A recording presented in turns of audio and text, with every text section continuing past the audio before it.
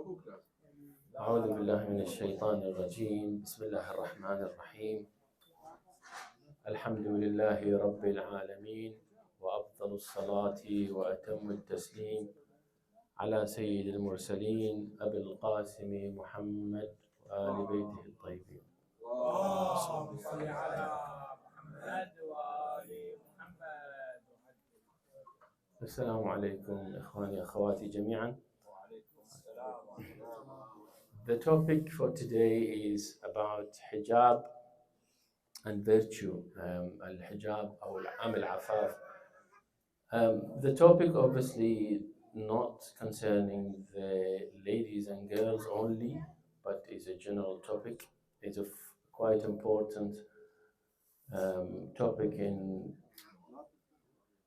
the last, I would say, since actually the Islam, beginning of Islam, and particularly in the West, we have a problem in terms of proving ourselves and beliefs in terms of hijab as a concept in Islam.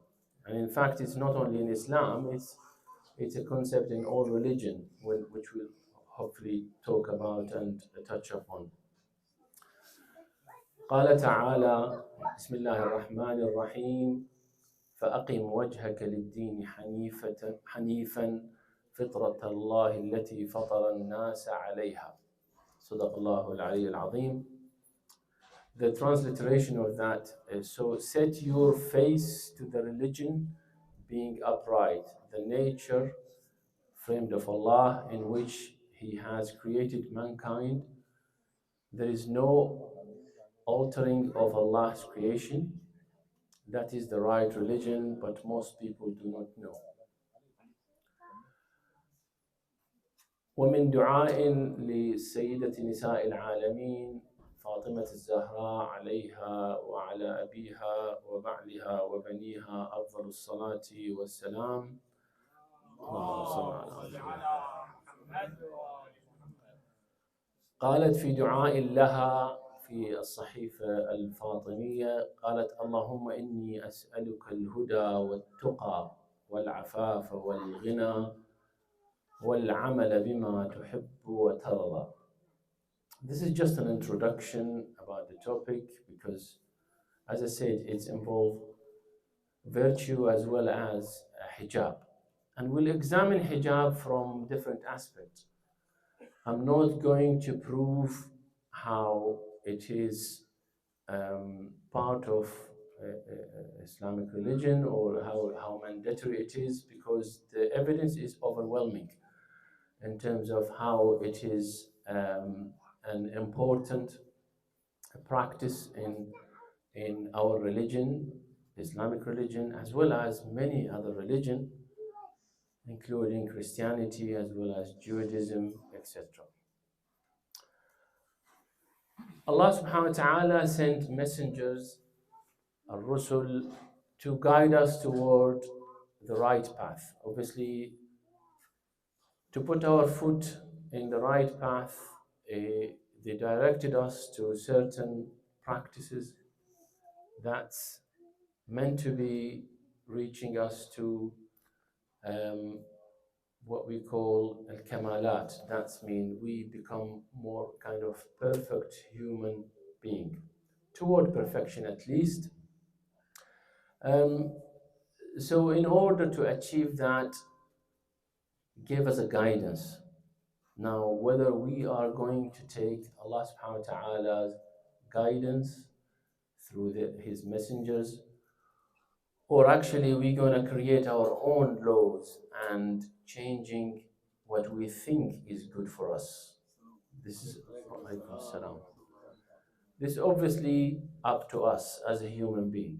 Now, this is in a context whereby if you believe that religion came from Allah subhanahu wa ta'ala, such as Islam and the perfect religion and the last religion, then that's what it is. But the problem we face nowadays in the West, particularly, Not only actually the West, actually even in our own countries, Islamic countries, Arabic countries, etc., there is always those, from time to time, there's, freedom of speech, or asking for freeing women right, etc.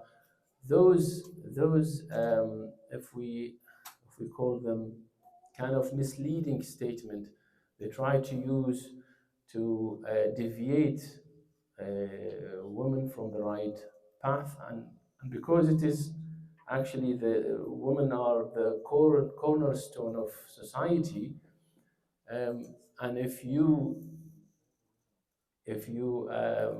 try to deviate ladies from the right path, that will obviously make the society under threat, and that threat can be very, very disastrous in terms of development, and you will be retarded. Humanity will be retarded as a result of not well-raised women. Now, why do we wear clothes in a principle? Why do we wear clothes? There are three aspects of that, three reasons. One would say covering private part is an innate or natural thing inside us. We tend to do that from the beginning of humanity, from Adam alayhi salam, when he was even still in Jannah. So the covering is not something that came about or we acquired. It's something we were born with. That's a tendency of human being. And actually, in actual fact, not only human being, and some animals do have that nature as well. They tend to cover, and the way they were created by Allah subhanahu wa ta'ala actually don't reveal their private part very obvious. That's something natural. And the other reason you would argue that human beings wear clothes is because of the weather. Depending on where they live, they might have heavy clothes, might have light clothes, etc. So this is two obvious reasons that we don't have problem with, we all agreeing on. But the third and most important part, and tend to be not we tend to forget that, or we tend to not focus on that aspect.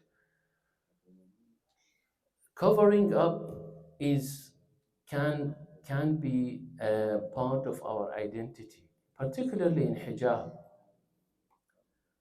If you lose that identity, you will lose everything. Obviously, a human being without identity, any mankind without identity will lose everything.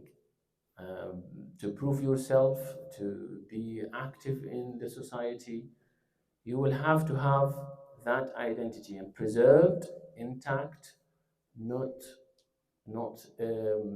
defected in any way or form or shape. What is this identity exactly, and why it is belong to women in particular? Um, Women always came about as a symbolic for self-restraint. Obviously, men have to self-restrain as well, but women always been a symbolic for that, and that's actually a credit for them, not a weakness. That doesn't mean that you're restricting women from their freedom, or or that doesn't really disallow them from doing normal daily activity that men does. But actually, the free, when you term say a free woman, the problem with the definition itself. How to define a free woman? Some people free women call the free women who have no physical restrictions such as hijab. They think that this is a barrier to being free as man. But the problem with that is it depends on how you define freedom. Some people have freedom of speech, but they don't use it in a good way. That's not a freedom. That's actually they say whatever without restriction. They say they can swear, they can tell lies, etc. That's not a freedom, is it? Although they had the free will to say those things, but actually they restricted themselves by saying bad things. So free woman is a term that can be misused, and you got to be very specific about the definition. And because of the woman is a cornerstone of society, become a target to whom? We'll see actually in history was targeted even by colonism, the occupation that's happening around the world. They were targeted in the first place, not men. Men, yes, you could face them, fight them in the battlefield, but to control the society, the focus was on women. And we'll see that in a very obvious example in history. So, since the woman being a target, we got to protect her as a responsible member of the society, whether men or women. We have the duty, of protecting this target, which is the cornerstone of the society, as I have said. I've touched upon the identity and self-belonging earlier, and that sense make you more secure. If you lack that sense, you will be less secure, and as a result, you will be weaker and easy to be controlled. And that's what colonial powers seek to dominate culture signs. If you have any cultural signs, no matter what it is, Islamic or non-Islamic, in order to make you weaker, easy to control, they try to destroy that. An example, for instance, in the Second World War, when Japan was occupied, they tried to remove the national dress code by by forcing women not to wear their dress, which called a kimono. This type of dress was part of their cultural identity. And the Japanese actually was clever and recognized that early. And they went out, and men and women demonstrated against forcing that ban. So they banned that dress in order to what? To to remove that identity, to weaken them so they can't control them easily. And that's one of the really important example. Interestingly, when Japan later on, I think maybe later on, when occupied Korea, did the same thing. So it seems to be a theme. Any colonial power, any occupation will involve targeting the culture to make them weaker in order to be able to control. Because if you're going to take over a land, that's not enough. And that's what they recognize. The second example, one of the actually the history of Algeria is a very interesting one, because the occupation of France to Algeria took very long time. So the start of the war, when they invaded Algeria, was 1830, and the independence was in 1962. So it's a very long occupation history. And the revolution started in 1954, and independence in 1962. Again, very long revolution. The reason I know all these dates because I lived in Algeria for at least 4 years, so I know the history. I was very young then, and it's very interesting. And they lost 100 million of their martyr as a result of this revolution. 1 million people lost. So it was very bloody revolution. And this guy called Franz Fanon.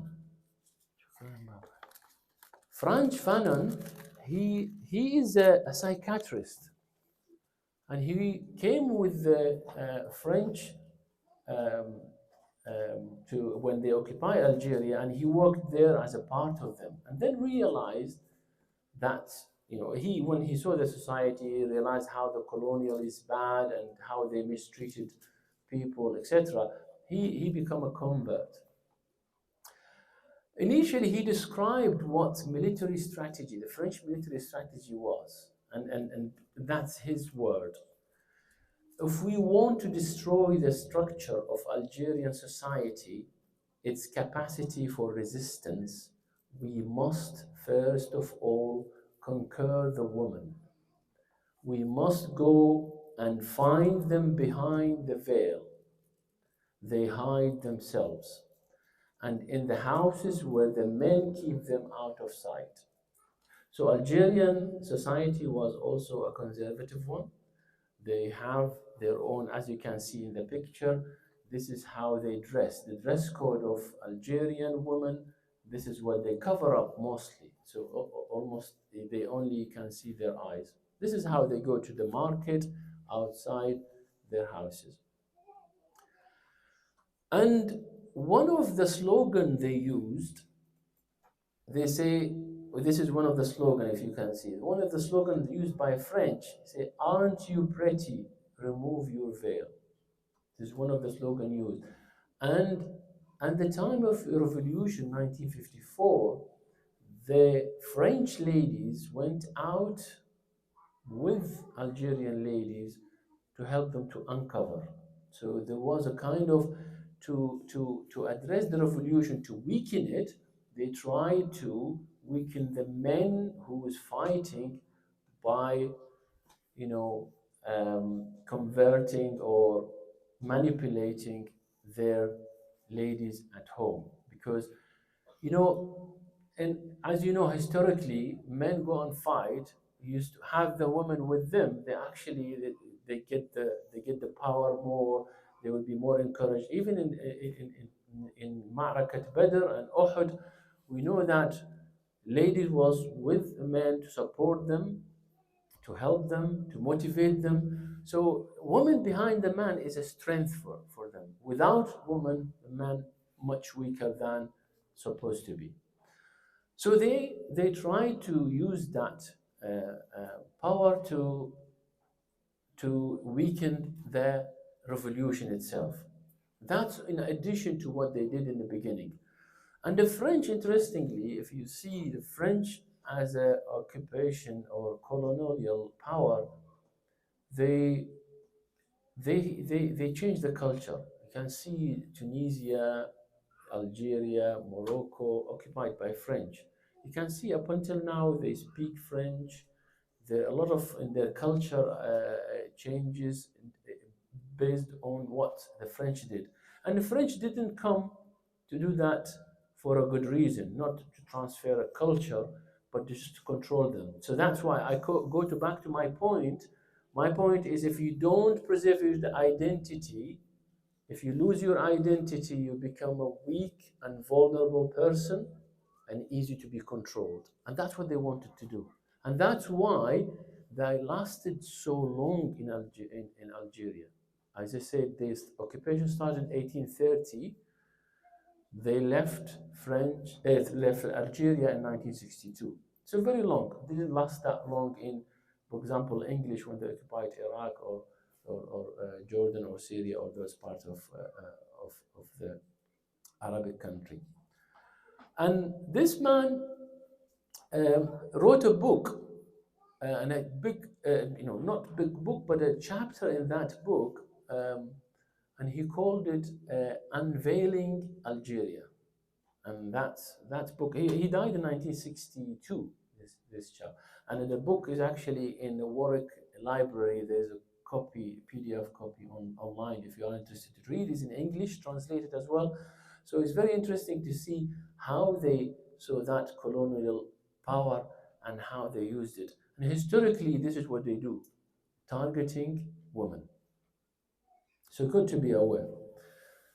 Now, we always think that, being civilized, you got to change the way you dress, the way, you eat, you go out. You think that following civilization by changing how you are, who you are, and what you do is actually following civilization. And you forget again that you may lose your identity by doing those changes. And that's an important aspect. Now, we think all of these changes, of course, they are not divine changes, they're not standard, Allah's standards. Hence, they are human standard. And human standard can be right, can be wrong. When English went to America, yes, and they went there and they found a Native American. They described them as uncivilized people. What the description based on what? They said they were not wearing clothes. They were, semi-naked, and they took that as a symbol or a manifestation of uncivilized society. This standard changed now to be in a civilized, to be in a civilized, what you call, to be civilized. Basically, you got to wear clothes that semi-naked. The more naked you are, the more civilized. The standard has changed. And if you go back, even in Greek time, they had a time whereby ladies really covered up, almost, only their face you can see. It might be part of the hair is out, but used to be covered up. All these human standards, they changed. What for and why? It depends. Now, it's up to us whether we want to follow Allah subhanahu wa ta'ala standards or a human standard. As I said, the human standard can be right or wrong, and as you can see, can be changing for various reasons. And the divine standard is the most important and unchanged. فطرة الله التي فطر الناس عليها. This is that's why I begin my lecture about talking about that ayah, because فطرة الله unchangeable and everlast. One may argue this is just a piece of cloth. What is holy about it? Why it is so important to you? They might say that it's just a piece of cloth on your on your head. Why is so precious? Now, the very simple answer to that, you could say, it's yes, it is a piece of cloth, and this is a piece of cloth. The law does not allow you to step on the flag of a nation, and actually you'll be imprisoned. Why is that? It's just a piece of cloth, but it does have that honor. It does carry loyalty. It carry so many things. It carry your identity, the flag of your nation. I give it just an example, and it doesn't mean that as a flag. It doesn't have to be a British flag, can be any one's country. So it's very simple things that people, the problem is they look at things from one angle, or they look at it from their own perspective without asking, without exploring more. So that's why reading about people's mind, history, etc., and perspective to understand more where they come from, and a dialogue between civilizations. That's where it came about, improving society. That's why Islam was very open and went out to other civilization and had a open dialogue with them, took some aspect of their culture and left others. We are open. As Islam, we are not restricted. I'm not saying all of that we should stay where we are. I'm saying we got identity we need to preserve.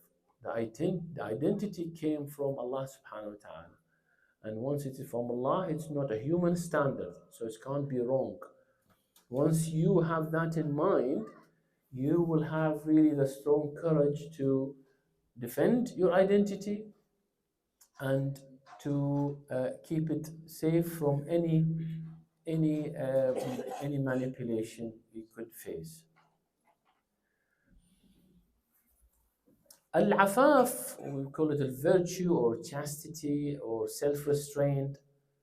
This is the way we restrain ourselves from doing something that's, we think is going to be self-satisfying, but in fact, you're going to pay more than you gain if you do those type of things. For example, the poor,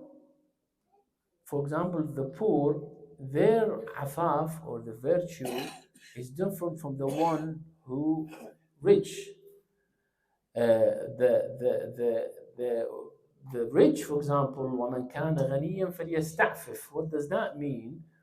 The one who is rich, look out for more desire to satisfy his desires, different desires. And once you have money, you are not hungry anymore, you are full. You start looking for other satisfaction or fun to do, or anything that may reach out and end up doing something not in your favor and deviate you from the right path. So when you ask a faqir to have a virtue, is different from asking a ghani. Yes, but even in the Quran, al-afaf al-faqir, when he have a virtue, it will stop him from, for example, stealing. Ghani, you wouldn't ask a rich man don't steal, for example, but because they have desire different from the one who are poor. So, and al-iffa can be materialistic and can be also spiritual things. In all religion, they always looked for that aspect. And this is an example from Al-Ahd al-Jadid. This is one of Injil, the Bible. Translation in Arabic, فَلْتَتَزَيَّنِ النِّسَاء بِلِبَاسِ الْحَيَاءِ. الحياء being shy, being عفة. تزين النساء والتقوى لا بالشعر والذهب والدر والثياب الفاخرة. So they, even in Christianity, they encourage ladies to have that virtue, to keep away from beauty that very obvious and can make them a piece of trading object rather than being a cornerstone of society. الإمام أمير المؤمنين سلام الله عليه يتحدث عن العفاف. In his saying, ما المجاهد الشهيد في سبيل الله بأعظم أجرا ممن قدر فعف. Those who can do certain act based on their desire and they restrain from doing those act, they are actually even better than the one who's in battlefield and die defending his country, the martyr. لكاد العفيف أن يكون ملكا من الملائكة. Even almost that person who restrained from doing the bad or self-satisfaction, he almost become an angel. So like an angel in the way how he lived. Obviously, we know that a perfect human being who doesn't commit a sin, even better than malaika, better than angel, because malaika, they don't have that desire you were built with. So if you have that effort, you are even higher in that level to them. Of course, we tend as a human toward beauty, and that's something Allah subhanahu wa ta'ala, of course, encouraged us. We like beauty because Allah Jamil yuhibbul Jamal. We like beauty, yes, but to present it, the beauty, again, the definition of beauty can be with all, by preserving identity, you'll be more even. If you have beauty without identity, that's mean nothing, and you lose everything if you become weak, and you lose everything basically. Not only your identity, you lose your land, you lose your nation, you lose everything, and the identity is an important aspect of human being that live a really prosperous life. And virtue, it's about moderation, and you don't go and beyond what you said, for satisfaction. Yes, you have desire. Allah subhanahu wa ta'ala gave you the way of satisfying yourself with those desires, but you got to put yourself in moderation. You have to choose the right way of self-satisfaction. And you put yourself limit for that. This is from medieval time. You see how the ladies used to dress, almost like hijab, and that's when even not long ago in the 20th century, they used to cover up. Whether that now this is a dress, why that dress was okay and now it's not anymore. Again, there's a change of standard. The focus and the reason behind it, we've got to be mindful of. And if you Google, and if you just put Google, Europe in this time, and you say Christianity in the 20th century, you will come up with, see how ladies used to dress. They almost covered up, almost like hijab. Let alone, nun and other people who are in the church. Obviously, they almost cover up like our hijab exactly. So hijab will not belong to Islam, and that's what the woman identity was. When they took that away from ladies, now they came up with, okay, we want to strengthen the ladies by, the talking about feminism and all those, talk about empowering women, but it's from different aspect. They're trying to empower women, but actually they use them as a trade object. And you can see all around you how they misuse women in general. So at the end, it's what does last is divine standard. Allah subhanahu wa ta'ala standard is what is last, what's about. If we can stick with Allah subhanahu wa ta'ala, we'll reach the right path. If we're going to follow human standard that's keep changing, we easily going to lose our path. وآخر دعوانا الحمد لله رب العالمين. اللهم صل على محمد وآل